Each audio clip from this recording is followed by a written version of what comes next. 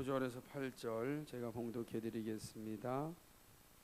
보좌에 앉으신 이가 가라사대 보라 내가 만물을 새롭게 하노라 하시고 또 가라사대 이 말은 신실하고 참되니 기록하라 하시고 또 내게 말씀하시되 이루었도다 나는 알파와 오메가요 처음과 나중이라 내가 생명수 샘물로 목마른 자에게 값없이 주리니 이기는 자는 이것들을 유업으로 얻으리라.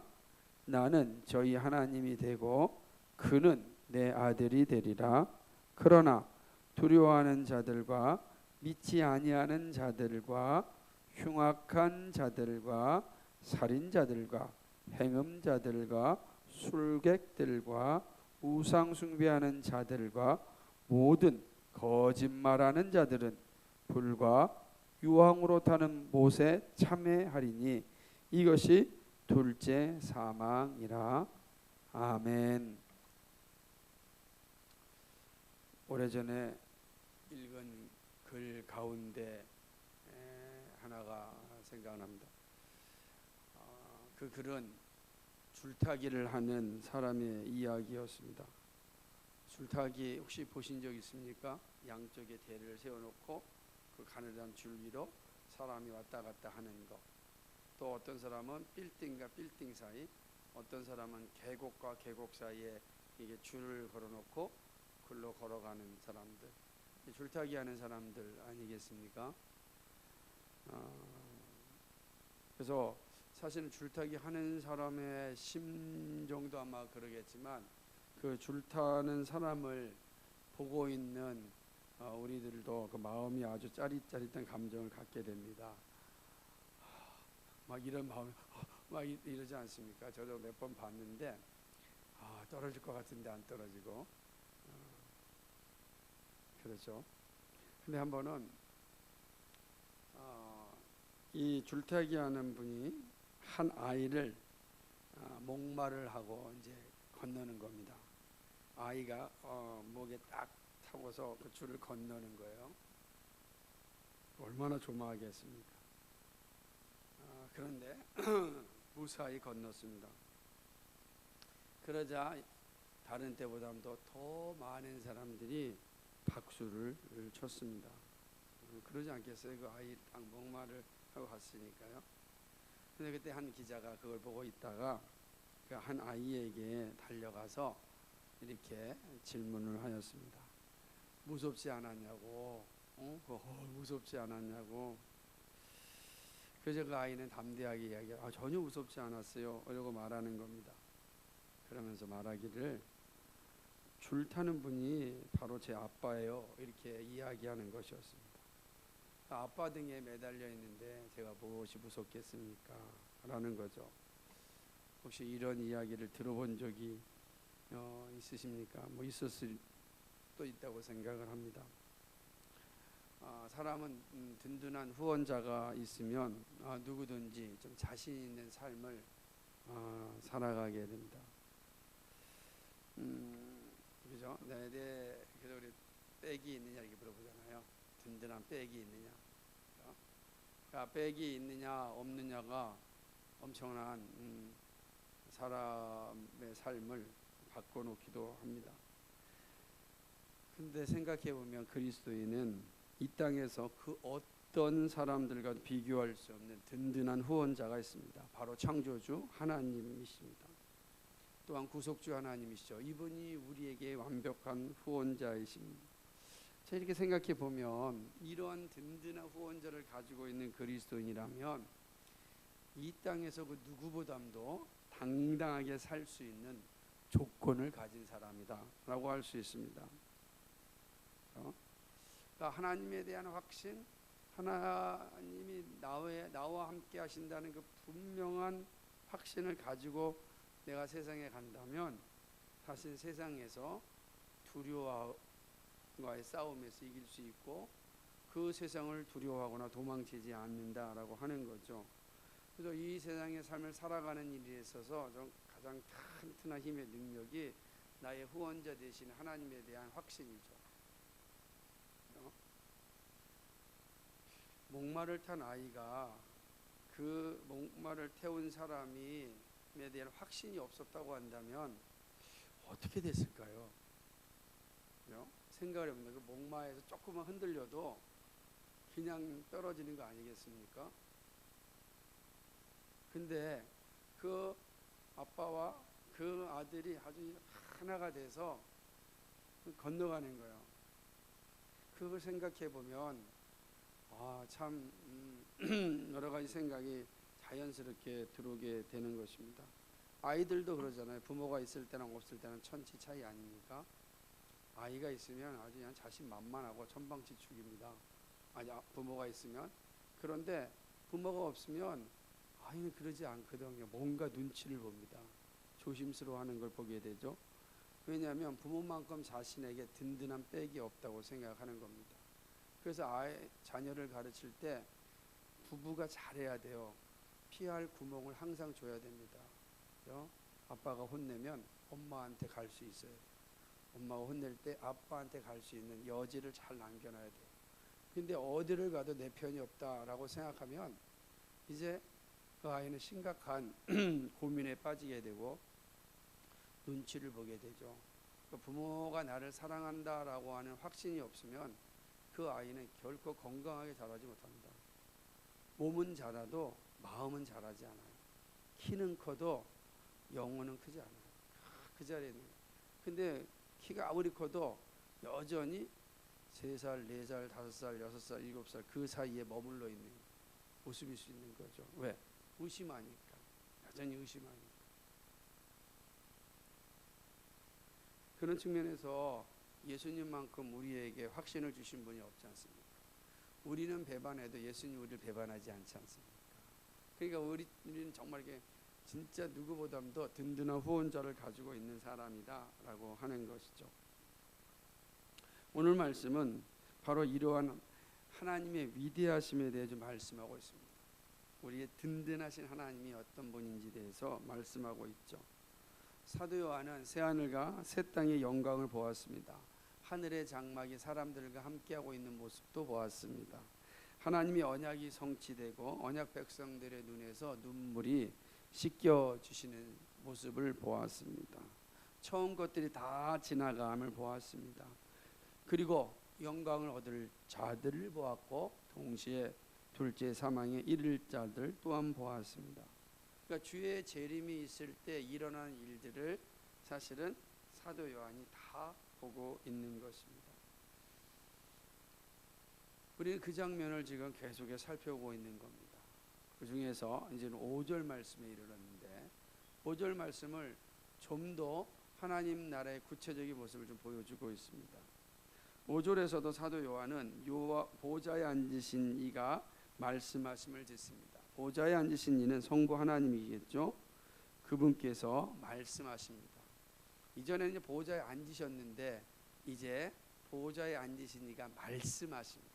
말씀이 선포되어지는 것을 보게 됩니다. 새로운 장면이죠.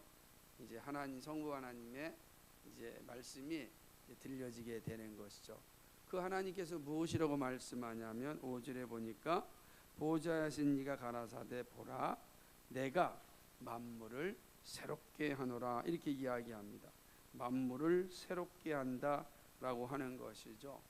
자, 우리는 이 새롭게 한다라는 말을 1절에서 21장 1절에서 우리는 살펴보았습니다. 새롭다라고 하는 단어는 네오스라는 단어가 아니라 가이로스라는 단어가 쓰여졌다 이렇게 얘기했습니다. 새롭게 만들어진다는 것이 아니라 새롭게 갱신되어진다라는 사실을 보았습니다. 그러므로 거짓되고 참으로 흠이 있는 것들은 다 정화되어지고 불로서 정화되어지고 거룩한 것들이 세워진다. 그래서 우리는 만물이 새롭게 갱신되어진다라는 사실을 1절에서 보았습니다. 그런데 5절에서 다시금 확신합니다. 내가 만물을 새롭게 하노라라고 이야기하는 것입니다. 그러니까 만물을 갱신한다라고 하는 의미이죠. 새롭게 된 세상에는 죄가 존재하지 않습니다. 그러므로 더 이상 죄로 인하여 오는 고통을 받는 일도 사라집니다. 죄로 인하여 주어지는 죽음도 더 이상 겪지 않습니다. 우리가 이 땅에서 살아갈 때 가장 슬픈 것은 바로 죄로 인한 고통입니다. 죄만 없으면 우리가 의심하지 않아요. 죄가 없으면 우리가 게으르지 않거든요, 영적으로. 근데 죄가 우리 안에 들어오며 의심의 영을 심어놓습니다. 그러니까 의심의 영이 우리 안에 들어오는 통로는 죄거든요. 이 죄가 우리로 하여금 하나님을 의심하게 하고, 말씀을 의심하게 하고, 구원을 의심하게 하고, 하나님의 나를 의심하게 합니다. 그래서 끊임없이 갈등하게 하는, 의심이 들어오면 끊임없이 갈등하게 하죠. 죄가 가져다주는 일들이거든요. 그런데 새롭게 된 세상에는 더 이상 죄가 존재하지 않습니다. 그러므로 뭐가 없는 거죠? 더 이상 의심이 없죠. 갈등이 없다라고 하는 거예요. 하나님이 존재하실까? 왜 이런 일이 일어났을까? 라고 하는 갈등이 존재하지 않는다라고 하는 것입니다. 이 말 들으면 마치 무슨 공상과학 소설 같은 이야기로 들리지 않습니까? 다 없어지고 새롭게 된다. 우리가 한 번도 경험한 적이 없는 일이기 때문에 아마 이렇게 생각할 수가 있습니다. 물론 연약한 우리들에게는 이러한 현실이 과연 다가올까라고 하는 그러한 궁금함도 의심도 있는 것이 사실입니다. 아마 하나님도 이 사실을 잘 알고 있었으리라 생각을 합니다. 우리의 연약함을 잘 알고 있었던 것 같아요. 그래서 사도 요한에게 이렇게 이야기합니다. 뭐라고 말하냐면은, 이 말은 신실하고 참되니 기록하라, 이렇게 말씀하는 거예요. 이게 되게 중요한 거죠. 그러니까 새롭게 하신다라고 말씀하신 하나님께서 뭐라고 이야기하냐면, 이 말은 신실한, 내가 세상을 새롭게 한다는 말은 신실하고 참되다라고 하는 거예요. 신실하다라고 하는 것은 확실하다는 거예요. 이 단어가 그런 단어예요. 특별히 확실하다. 내가 말한 거, 내가 세상을 새롭게 하는 거 확실하다라고 이야기하는 것입니다. 그리고 참되다라고 이야기하는 거예요. 왜 참됩니까? 진실하다는 거예요. 참되다라고 하는 건 진실하다라고 하는 얘기죠. 그 무엇이 확실하고 진실하다는 것일까요? 바로 말씀입니다. 말씀이 진실하고 확실하다는 거예요. 근데 여기에 쓰여진 말씀이라는 단어가 로고스라고 하는 단어입니다. 하나님의 말씀, 그죠? 로고스, 우리가 어디 나오냐면 요한복음 1장에 보면 말씀이 육신이 되사 우리 가운데 거하심에 할 때 그 말씀을 헬라어로 로고스라 그랬다. 근데 오늘 본문에 쓴 말씀, 이 말을 기록하라라고 할 때에 이 말이 뭐냐? 로고스다. 로고스다라고 이야기하는 것입니다. 자, 이렇게 본다면 뭐가 되는 거예요? 하나님이 하신 말씀은 확실하고 진실하고 변함이 없다라고 하는 거야. 하나님의 말씀은 진실하고 확실하고 변함이 없다라고 하는 것을 의미하는 것입니다. 그러므로 뭐예요? 하나님이 하신 약속의 말씀 어떻게 된다는 겁니까? 반드시 이루어진다. 그럼 만물을 새롭게 한다는 말이 확실하고 분명한 약속이기 때문에 반드시 이룰 것이다 라고 하는 것입니다. 지금 사도 요한이 이렇게 확실하고 진실한, 진실된 말씀을 받았습니다. 그러고 난 뒤에 하나님이 또 이렇게 말씀합니다. 그것이 6절이에요. 한번 6절 볼까요? 같이 읽을까요? 시작. 또 내게 말씀하시되 이루었도다. 나는 알파와 오메가요 처음과 나중이라. 내가 생명수 샘물로 목마른 자에게 값없이 주리니 아멘. 뭐라고 얘기하냐면 하나님은 사도 요한에게 아주 특별한 말씀을 하시는데 이루었다는 거예요. 6절 다시 보세요. 내가 이루었다 이렇게 이야기하고 있습니다. 이루었다. 여러분, 이루었다라고 하면 혹시 성경을 여름 동안에 복음서를 읽으신 분들은 이 말씀이 기억나시리라 생각을 하는데, 어떤 말씀입니까? 예수님께서 십자가상에서 하셨던 말씀 아닙니까? 주님께서 십자가상에서 뭐라고 말씀하셨어요? 내가 다 이루었다 말씀하셨어요. 이 말씀이 다 이루었다, 그죠? 그다음 예수님이 하셨던 다 이루었다는 것은 무슨 말씀입니까? 하나님께서 말씀하셨던 우리의 죄의 문제를 다 해결하셨다라고 하는 겁니다. 그죠? 되게 중요한 거예요. 근데 그 표현이 오늘 이 6절에 그대로 쓰여진 거예요. 그러면 이때 하나님께서 다 이뤘다라고 하는 건 어떤 의미일까요? 그것은 바로 하나님께서 약속하셨던 새하늘과 새 땅입니다. 그리고 언약의 성취다라고 하는 것이죠. 그렇죠? 새하늘과 새 땅, 그리고 하나님이 약속한 언약을 내가 다 이루었다라. 우리에게 말씀하셨던 것들, 우리에게 알려줬던 그 모든 것들. 그래서 우리가 거울, 아직은 얼굴과 얼굴을 보듯이 보지 못하고 거울과 거울을 보듯 희미하게 볼 수 있는데, 드디어 너희가 얼굴과 얼굴을 보듯이 확실하게 알 수 있도록 내가 다 이루었다, 이렇게 말씀하시는 거예요. 이렇게 말씀하시면 내가 다 이루었다라고 하시는 거죠. 근데 그렇게 다 이루었다고 확실하게 말씀할 수 있는 것은 바로 약속하신 이가 누구냐면 알파와 오메가이시고 처음과 끝이신 분이기 때문입니다. 알파와 오메가, 처음과 나중이라 라고 하는 단어는 이런 거죠. 처음과 나중이에요. 그럼 이게 시작합니다. 이 말의 의미는 거예요. 약속을 하신 이가 하나님이시고 약속을 맺으신 이가 하나님이시다는 거예요. 약속의 처음과 끝을 누가 다 하셨다고요? 하나님이 하셨다라고 하는 것이죠. 근데 이 표현은 어떤 의미를 가지고 있냐면 역사를 향한 하나님의 절대 주권을 강조하는 것입니다. 그래서 이 말은 하나님께서 역사의 근원이시고 역사의 목적이라 이렇게 말씀하는 것입니다. 모든 역사가 다 하나님 안에서 의미가 있다라고 하는 거예요. 근데 그 모든 역사라고 하는 것은 하나님의 말씀하신 것이 하나님의 뜻대로 성취되는 것을 의미하는 겁니다. 그 역사예요. 근데 그 역사의 주관자가 누구시냐? 하나님이시다. 하나님이 처음이요 나중이시다. 하나님은 알파와 오메가시다. 하나님은 주권자이시고 하나님은 그 모든 주권을 완성하시는 분이시다라고 하는 것입니다. 그러면서 6절 하반절과 8절에 이르러 매우 의미심장한 말씀을 하십니다. 그것은 유업을 이을 자와 둘째 사망에 이를 자의 모습을 말씀하고 있습니다.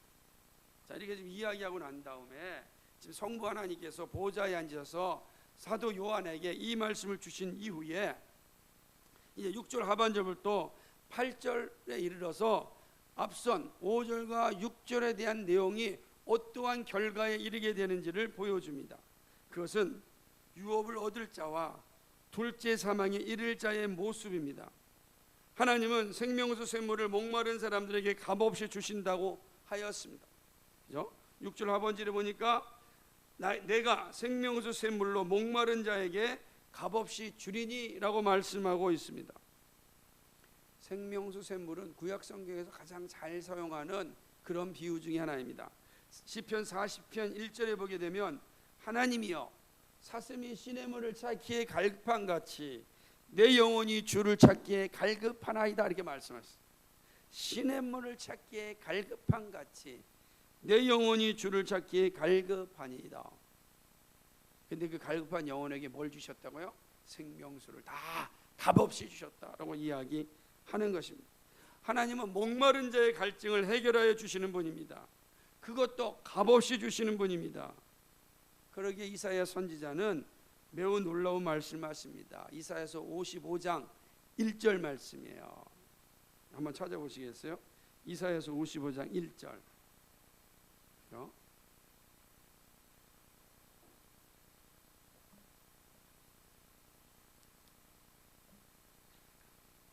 그 다음에 이제 신약성경 살펴볼 겁니다.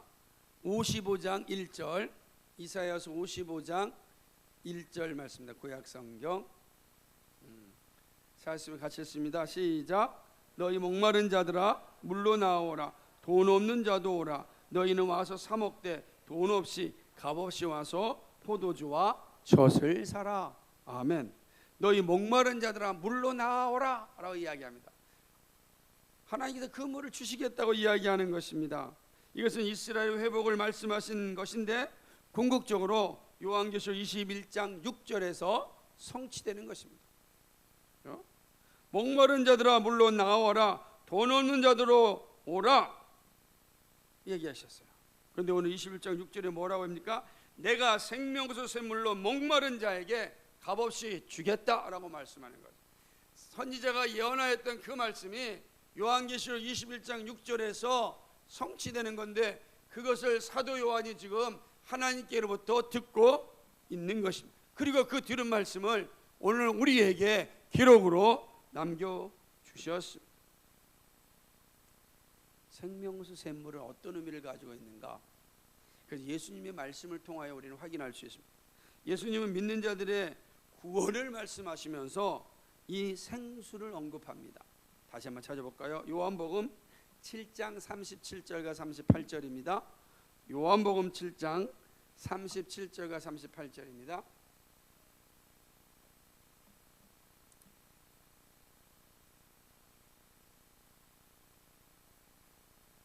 같이 읽겠습니다. 시작. 명절 끝날 곧 큰 날에 예수께서 서서 외쳐 가라사대 누구든지 목마르거든 내게로 와서 마시라. 나를 믿는 자는 성경의 이름과 같이 그 배에서 생수의 강이 흘러나리라 하시니. 아멘. 누구든지 목마르거든 내게로 와서 마시라. 나를 믿는 자는 성경의 이름과 같이 그 배에서 생수의 강이 흘러나리라. 이게 말씀하셨습니다. 예수님도 말씀하시기를 목마른 자들은 내게로 와서 마시라고 이야기합니다. 예수님의 배에서 생수의 강이 흘러난다. 그것은 7장 39절에 가면은 그 생수를 이렇게 설명합니다. 그것은 바로 성령이라. 성령을 받은 자는 더 이상 목마르지 않습니다. 그리고 그런 유업을 얻게 됩니다. 즉 언약의 주인공이 됨을 의미합니다. 그리스도인 된 우리들은 다 생수를 마신 자들입니다. 그리고 이렇게 생수를 마신 자들은 이긴 자, 즉 승리자라고 인정하십니다. 그것이 7절 말씀, 21장 요한 20장 7절 말씀이요. 생명수를 마신 자들을 향하여서 이렇게 이야기합니다. 같이 읽어볼까요? 시작. 이기는 자들은 이것을 유업으로 얻으리라. 나는 저희 하나님이 되고 그는 내 아들이 되리라. 아멘. 이긴 자, 승리자죠. 여기서 이긴다라고 하는 말 되게 중요해요. 이긴다, 이기는 자들, 이것은 요한계시록에서 처음에 7교회에 보내는 편지에서 반복적으로 주었던 말씀입니다. 그리고 21장에서 7교회에게 주셨던 그 말씀이 다 이루었고 성취되었음을 다시금 확인하여 주시는 겁니다. 요한계시록 22장 7절 말씀 보면 귀 있는 자는 성령이 교회들에게 하시는 말씀을 들을지어다. 이기는 그에게는 내가 하나님의 낙원에 있는 생명나무의 과실을 주어 먹게 하리라. 아멘. 잘 기억하세요. 이기는 자가 뭘 얻죠? 생명나무 과실을 먹게 됩니다. 요한계시록 22장 11절에 보면 귀 있는 자는 성령이 교회들에게 하시는 말씀을 들을지어다. 이기는 자는 둘째 사망의 해를 받지 아니하리라. 이기는 자는 둘째 사망의 해를 받지 않습니다. 요한계시록 2장 17절입니다. 귀 있는 자는 성령이 교회들에게 하시는 말씀을 들을지어다.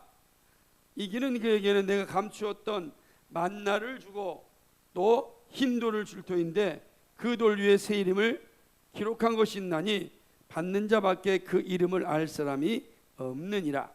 뭘 받죠? 이기는 자가 만나와 흰 돌을 받는다 그랬어요. 요한계시록 2장 26절입니다. 26절에 이렇게 얘기합니다. 이기는 자와 끝까지 내 일을 지키는 그에게 만국을 다스리는 권세를 준다 그랬어요. 그죠? 요한계시록 3장 5절입니다. 같이 볼까요? 보세요. 이제 찾아서 요한계시록 3장 5절. 네. 시작.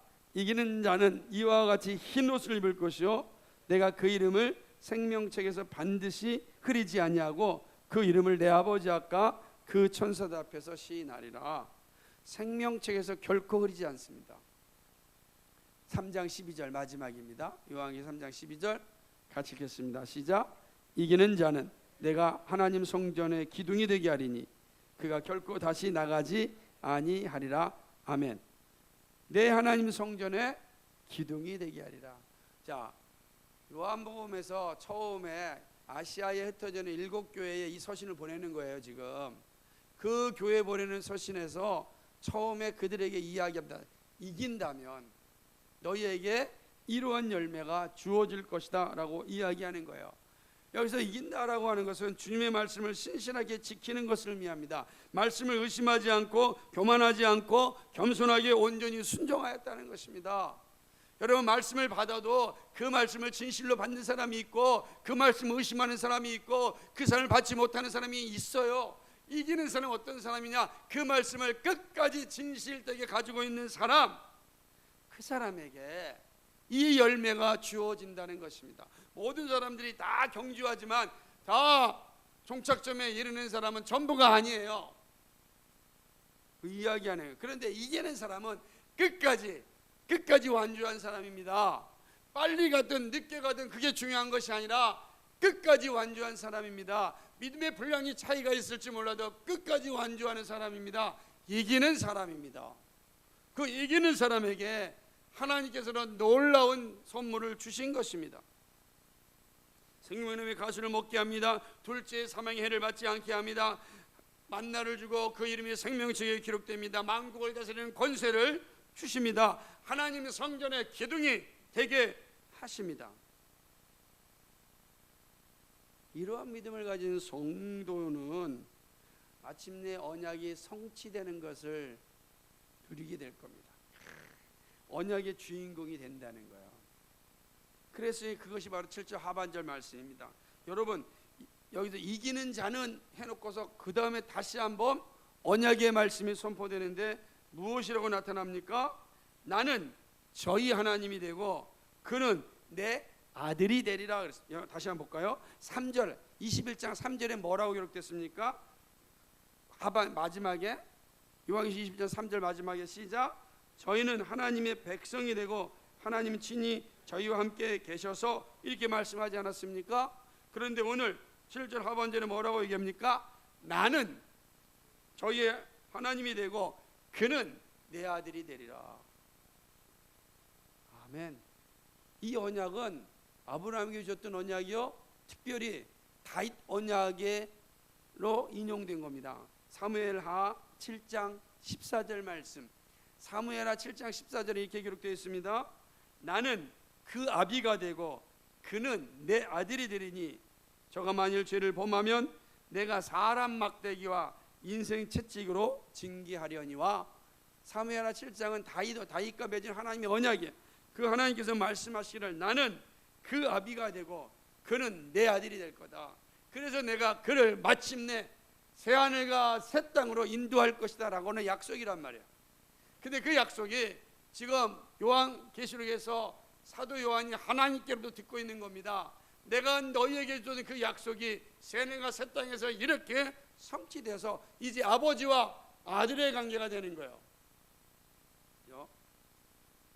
그래서 우리는 다 양자의 영을 받은 자 아닙니까? 다 하나님께 다 양자가 되어서 다 하나님 나라의 유업을 상속받을 수 있는 자가 된 것입니다. 이것이 바로 언약 백성의 영광이에요. 언약 백성이 누리는 그 놀라운 은혜인 것입니다. 하지만 말씀에 불순종한 자, 불의 가운데서 떠나지 않는 자, 그리고 생명수를 마시지 못한 자들에게는 둘째 사망에 이릅니다. 그럼 이들은 어떤 자들인가? 8절에 기록되어 있어요. 8절에 이렇게 얘기합니다.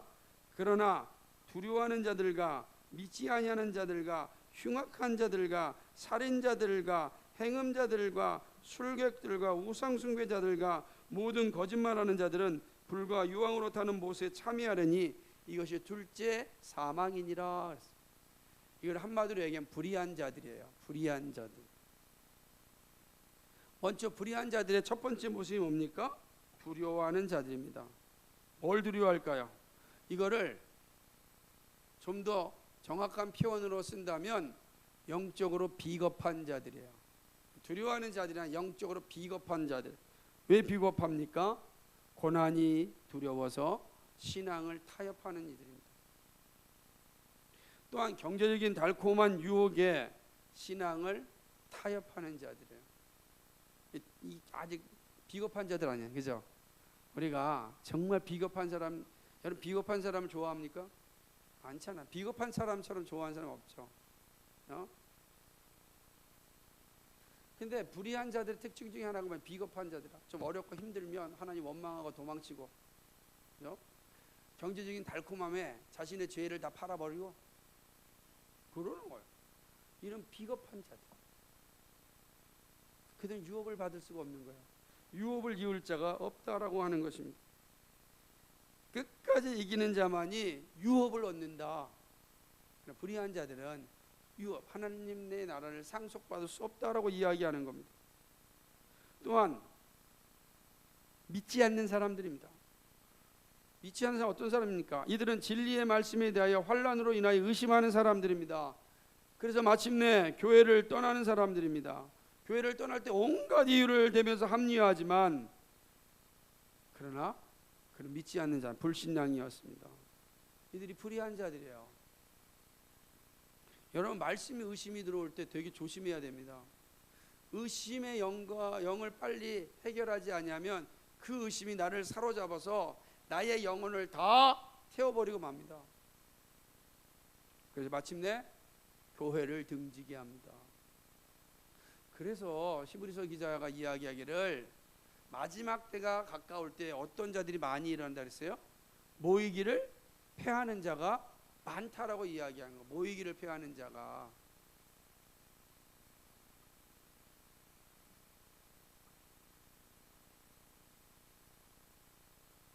이런 자들이 불의한 자들입니다. 그리고 흉악한 자들. 이들은요 혐오스럽고 가증한 사람들입니다. 혐오스러운 사람들에게 혐오감을 주는 자들 아니겠어요? 그리고 음행하는 자들, 점쟁이들과 우상 숭배자들과 모든 거짓말하는 자들은 다 유황불에 떨어집니다. 이들은 새하늘과 새 땅이 아닌 둘째 사망 영원한 지옥에 떨어지는 것입니다. 이것은 요한계시록 20장 14절 15절 말씀의 확증이기도 합니다. 14절 15절 같이 한번 읽어볼까? 바로 위에 요한계시록 20장 14절 15절 시작. 사망과 음부도 불못에 던지우니 이것은 둘째 사망 곧 불못이라. 누구든지 생명책에 기록되지 못한 자는 불못에 던지우더라. 아멘. 이것이 본문의 내용입니다. 알파와 오메가 되시고 처음과 나중 되신 하나님께서 이루신 역사입니다. 그리고 그 끝에는 유업을 이을 자와 둘째 사망에 이를 자가 존재합니다. 그런 의미에서 이 땅에 살아가는 모든 사람에게는 오직 두 가지 길만 존재합니다. 다른 길이 없습니다.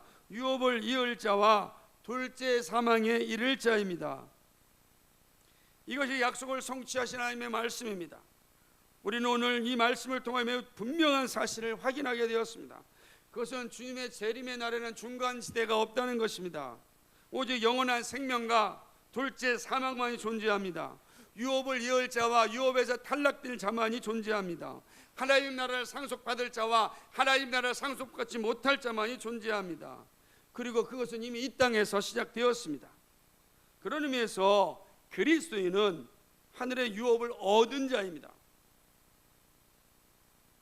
하나님께서 우리에게 이런 은혜를 베풀어 주셨습니다. 놀라운 은혜죠. 우리는 이 사실에 중요한 교훈을 얻습니다. 첫째는 하늘의 유업을 이을 자는 성령의 은혜가 임한 자라는 사실입니다. 우리에게 유업을 약속하신 분은 알파와 오메가 되신 하나님이십니다. 역사의 주인이시며 우리가 살아가는 이유와 목적입니다. 그런데 놀랍게도 많은 사람들이 이 사실을 모르고 있습니다. 믿지 않고 있습니다. 하나님이 자신의 삶의 목적임을 분명하게 하는 이들은 오직 그리스도인 뿐입니다. 그리스도인은 사는 것과 죽는 것의 유익이 바로 하나님에게 있음을 알고 있는 사람들입니다. 그래서 먹든지 마시든지 무엇을 하든지 다 하나님의 영광을 위하여 산다고 고백합니다. 놀랍지 않습니까? 어떻게 우리가 사는 것도 죽는 것도 그리스도를 위한다면 나는 유익이라고 이야기할 수 있겠습니까? 먹든지 마시든지 무엇을 하든지 나는 하나님의 영광을 위하여 한다고 말할 수 있겠습니까? 이러한 고백은 우리의 열심과 결단으로 되어지지 않습니다. 성령의 은혜가 임하여야만 가능한 것입니다. 그런 측면에서 하늘의 유업을 이을 자는 오직 그리스도인 뿐이라고 말씀하는 것입니다. 6절의 말씀처럼 생명수 샘물을 목마른 자에게 값없이 주셨습니다. 그래서 목마른 자는 누구든지 와서 먹을 수 있게 하였습니다. 예수님께서 말씀하시듯이 목마르거든 누구든지 와서 먹으라고 하였습니다. 그런데 놀랍게도요, 이 생명수를 먹을 수 있는 사람은 오직 은혜로 선택받은 사람뿐입니다. 로마서 8장 16절과 17절은 이렇게 이야기합니다. 성령이 친히 우리 영으로 더불어 우리가 하나님의 자녀인 것을 증거하시나니, 자녀이면 또한 후사 곧 하나님의 후사요 그리스도와 함께는 후사니, 우리가 그와 함께 영광을 받기 위하여 고난도 함께 받아야 될 것이니라. 성령이 친히 우리 영으로 더불어 우리가 하나님의 자녀인 것을 증거하셨습니다. 누가 증거하셨습니까? 성령이 증거하신 것입니다. 내가 증거한 것이 아니라 성령이 증거하셨습니다. 우리를 향하여 그리스도인이라고, 하나님 나라를 유업받을 자라고 성령이 증거하셨습니다. 그래서 오늘 우리가 이 자리에 있는 거예요. 이럴 때 하늘의 유업을 이을 자는 성령의 은혜가 임한 사람입니다.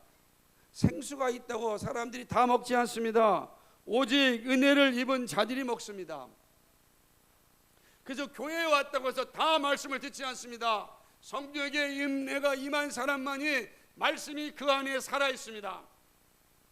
그래서 나중에 하나님 앞에 섰을 때 아무런 말도 못하는 거예요. 그때 생명수 샘물을 너에게 주었는데 네가 먹지 않았느냐, 이렇게 이야기하신단 말이에요. 누구든지 목마르거든 내게로 와서 마셔라 라고 말씀하셨어요. 그런데 사람들이 먹지 않아요. 그리고 먹는 사람만 하늘의 유업을 이어가게 됩니다. 그래서 놀라운 거야. 정말 내가 하나님의 은혜로 그리스도인이 되었구나. 사람을 속일 수 있어도 하나님을 속일 수 없거든요. 두 번째는 하늘의 유업을 이을 자는 약속을 성취한 자입니다. 이건 역시 매우 중요합니다. 하늘의 유업을 이을 자의 영광은 하나님께서 약속하여 주셨던 그 놀라운 것을 다 성취하기 때문입니다. 그림자가 아니라 실체를 보는 영광을 누리게 됩니다. 하나님의 말씀을 신실하게 지킨 자들에게 언약의 성취를 보여주신 것입니다. 아브라함에게 주셨던 그 언약, 모세와 다윗에게 말씀하셨던 그 언약이 온전히 내 안에서 성취되는 겁니다. 여러분, 아브라함에게 했던 그 언약, 모세에게 했던 그 언약, 다윗에게 했던 그 언약이 바로 나의 언약이 된다는 겁니다. 나는 저희 하나님이 되고 그는 내 아들이 되리라. 이것이 언약의 절정인 것입니다. 이 언약이 마침내 새하늘과 새 땅에서 완성되는 것입니다. 약속이 실체로 나타나는 것입니다. 그리고 이것은 하나님 나라의 모든 것을 상속받았음을 확증하는 인장과 같은 겁니다. 언약이 성취됐다는 것은 도장이 찍혔다는 거예요. 도장이 꽝 찍히는 거예요. 그러므로 그 도장은 누구도 지울 수 없는 도장이 찍히는 것입니다. 이것이 바로 하늘의 유업을 이을 자의 모습입니다.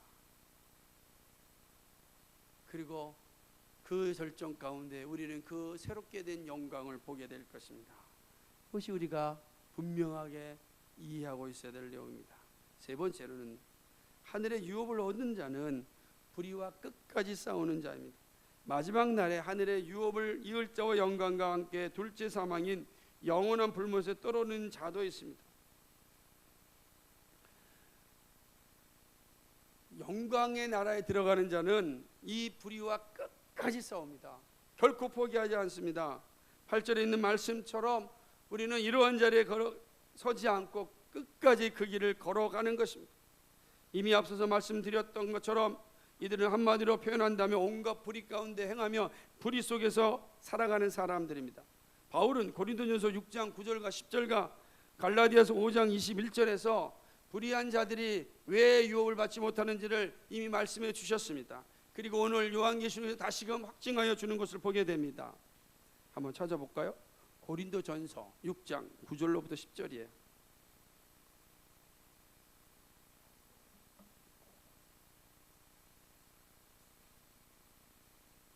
같이 읽겠습니다. 고린도전서 6장 9절로부터 10절. 시작. 불의한 자가 하나님의 나라를 유업으로 받지 못할 줄을 알지 못하는, 미혹을 받지 말라. 음란하는 자나 우상 숭배하는 자나 간음하는 자나 탐색하는 자나 남색하는 자나 도적이나 탐남하는 자나 술 취하는 자나 후욕하는 자나 토색하는 자들은 하나님의 나라를 유업으로 받지 못하리라. 갈라디아서 5장 21절입니다. 고린도서 뒤에 가면 있습니다. 갈라디아서 5장 21절에서 뭐라고 말씀하는지 보겠습니다.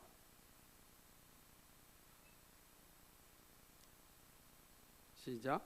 투기와 술취함과 방탕함과 또 그와 같은 것들이라. 전에 너희에게 경계함과 같이 경계하노니 이런 일을 하는 자들은 하나님 나라를 유업으로 받지 못할 것이요. 아멘. 주어진 말씀처럼 불의를 가지고서는 결코 하나님의 영광에 이르지 못합니다. 영적으로 비겁한 사람, 그래서 자신의 기분에 따라서 신행상하는 사람, 말씀을 불신하고 사람들을 증오하고 혐오하는 이들, 살인자들과 간음자들과 우상숭배하는 자들과 거짓말하는 자들, 그리고 동성애자들은 하나님 나라 유업을 받지 못합니다. 그렇게 기록되어져 있습니다.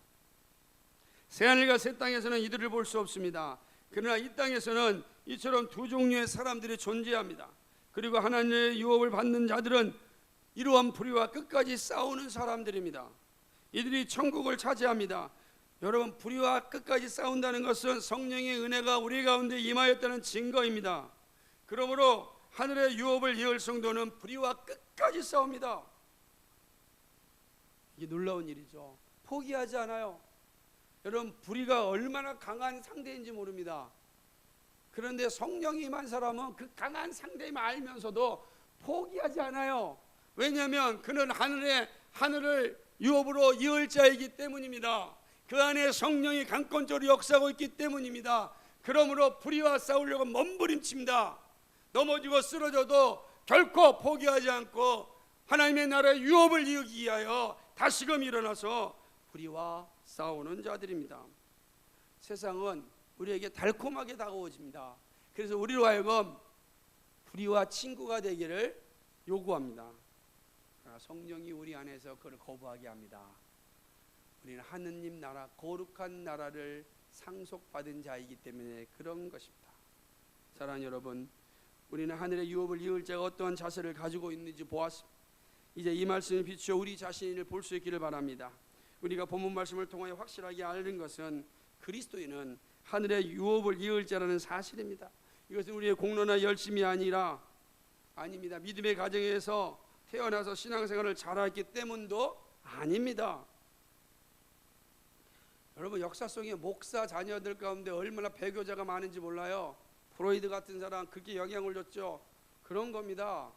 예? 내가 믿는 가정에 태어났다고 안전하면 안 돼요. 그리스도인이 유업을 얻을 수 있는 건 전적으로 성령의 선물입니다. 성령의 선물.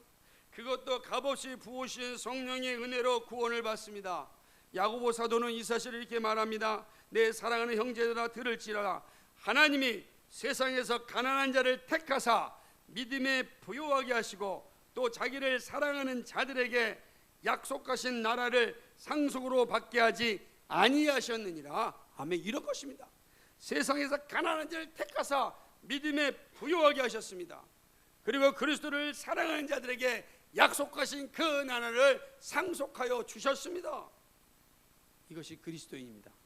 하나님께서 우리를 택하시고 믿음을 주시고 하나님을 사랑해 하심으로 유업을 얻게 하셨습니다. 처음부터 끝까지 하나님이 하시는 일입니다. 이것이 우리의 정체성이며 자존감입니다. 우리는 하나님의 선택을 받았습니다. 그래서 예배하고 찬양하며 하나님의 영광을 위하여 우리의 삶을 살고 있는 것입니다. 그러기에 우리는 세상의 어떠한 유혹과 싸울 수 있고 마침내 하나님이 우리에게 예비하신 준비하신 그 나라를 상속받게 됩니다. 그러면 여러분, 지금 나의 상황이 어떠하든지 간에 그것이 나를 자부심 있게 만드는 것이 아니래요.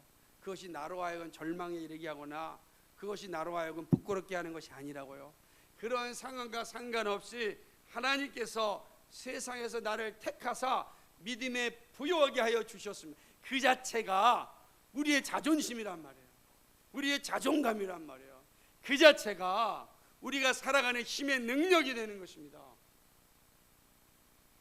그게 그리스도입니다. 얼마나 감사합니까? 오늘 우리가 예배할 수 있다는 사실, 우리가 찬양할 수 있다는 사실, 우리가 말씀을 나눌 수 있다는 사실이 얼마나 큰 영광입니까?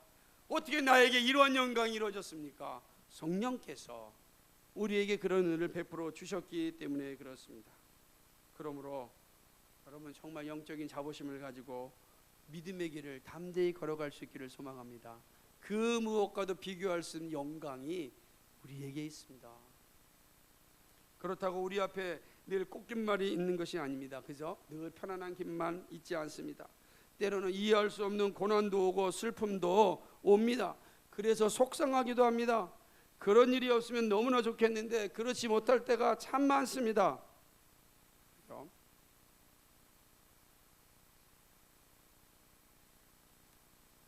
그래서 왜 나에게만 이런 일이 생기냐고 불평하고 속상하게 할 때가 많이 있는 거예요. 하지만 이 모든 것은 분명히 힘듭니다. 그러나 큰 도움이 됩니다. 그것은 고난을 견뎌냈을 때입니다. 고난을 견뎌낸 자에게 하나님이 주시는 영광은 그 무엇과도 비교할 수 없기 때문에 그렇습니다. 그것이 그리스도인이 걸어가는 길인 것입니다. 그래서 성도들은 이 믿음의 길을 포기하지 않고 가는 거예요. 왜? 그 고난의 길 뒤에 나타난 영광을 알기 때문에 그렇습니다. 그래서 우리는 교회를 표현할 때, 교회 모인 성도들을 형용할 때 뭐라고 표현하냐면 믿음의 길을 함께 가는 영적 동지라 이렇게 해요. 영적 동지들이에요. 그래서 우리가 지금 영적 동지, 영적 가족이라고 한다면 정말 서로 존중하는 일이 필요하죠. 우리도 알게 모르게 존중하지 못함으로 인하여서 상처받는 일이 많이 있지 않습니까? 특별히 우리가 이 서로를 섬기고 또 말 하나에도 조심해야 될 필요가 있다 생각합니다. 그래서 이번에 기훈실에서 자발적 불편운동 가을 표어가 리스펙이에요. 리스펙하자. 젊은 사람들이 가장 싫어하는 것 가운데 하나가 존중받지 못하는 거라 그러더라고요. 20대들이 그냥 막 함부로 말하는 걸 견디지 못하는 세대라. 공감합니다. 그렇죠? 정말. 그러나 그 길을 이기는 것이 믿음의 길을 걸어가는 성도의 삶임을 늘 잊지 말았으면 좋겠습니다. 그래서 우리 자신을 늘 살피는 것이 무엇보다 필요합니다. 영적인 성숙이 우리 안에서 일어나고 있는지 살펴야 됩니다. 그 가운데 자신에게 들려지는 하나님의 말씀이 있는지가 중요합니다. 여러분, 다른 사람들이 누리는 은혜가 아니라 내가 누리는 은혜가 중요합니다. 하나님 나라를 상속받는 자는 믿음의 길에 서서 불의와 싸우는 자들입니다. 놀랍게도 불의는 늘 우리 주변에 존재합니다. 여러분에게 질문 한번 해보세요. 나는 영적으로 비겁한 사람인가? 영적으로 용감한 사람인가? 나는 힘 있는 사람에게는 굽신거리고 힘없는 사람에게는 거만한 모습을 가지고 있는가? 그런 모습 나한테는 없는가? 가증한 모습으로 사람들의 마음을 아프게 하지는 않는가? 말로써 사람을 죽이는 살인자의 모습을 가지고 있지는 않는가? 음행하고 우상숭배하고 참으로 수치스러운 일을 자행하고 있지는 않는가? 거짓말하면서도 부끄럽지 않게 행동하고 있지는 않는가? 여러분 한번 여러분에게 물어보세요. 나는 어떠한 불의가 나를 괴롭히고 있는지. 여러분, 우리 자신을 살피는 게 참 중요합니다. 그리고 추악한 모습이 드러나면 즉각적으로 회개하고 더욱더 믿음과 주님을 사랑하는 자리로 나아가야 합니다. 주님의 말씀을 신실하게 믿고 의지할 때 하나님 나라를 이어가는 자가 되는 것입니다. 우리 모두는 한순간의 신앙이 아니라 하나님 나라를 그리고 그 영광을 영원히 이어가는 그런 신앙이 되어야 됩니다. 하나님께서 그래서 우리를 부르신 거예요. 그죠? 잠깐 반짝하는 신앙이 아니라 영원한 나라의 영원한 영광을 누리는 그런 자녀로 삼기 위하여 하나님 우리를 부르신 거예요. 그리고 그 영원한 영광을 위하여 이 땅 육신을 입고 있는 이 땅의 믿음으로 견뎌내라고 이야기합니다. 우리에게 약속하신 그 영원한 영광이 멀지 않아요. 그 영원한 영광을 향하여 우리는 지금 이 믿음의 길을 걸어가는 것입니다.